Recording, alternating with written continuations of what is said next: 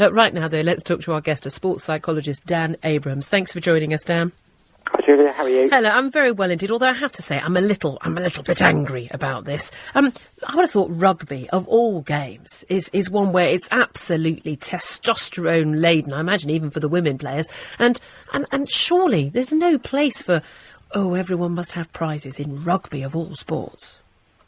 Don't be angry. And I'm saying that as somebody who's been a professional sports person, so I'm as competitive as they come. I think let's get one fact straight first of all. The RFU and Surrey Rugby are not actually saying there are going to be no winners and losers at all.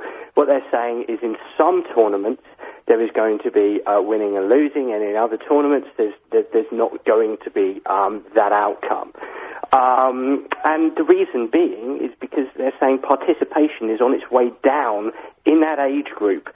And the feedback they've got from the players themselves, and hey, they are the most important people here. They are the consumers. The young players are saying, we're fed up with the win at all costs mentality. We are fed up of standing on the sidelines because coaches are picking the best players to play. We don't all get an equal opportunity. We want to play. It has to be fun first at that age range. You mentioned the London Olympics. We didn't win lots of golds by not allowing people to play.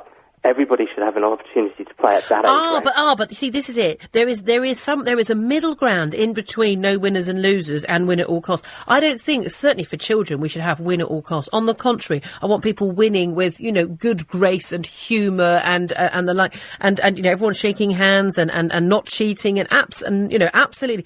But why can't we just have streaming effectively? I don't know, whatever the term is, but first team, second team, third team, fourth team. I doubt I'd have made it into the fourth team of netball, hockey or anything at my school, but I would have accepted that because I wasn't as good.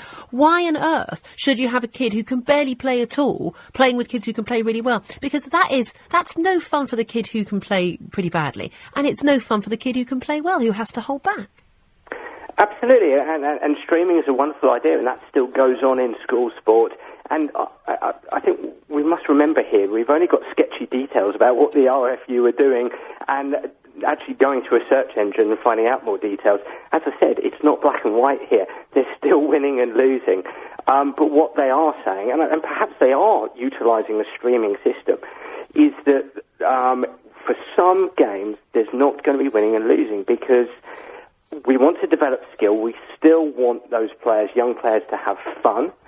What about emotional literacy and soft skills such as leadership and teamship?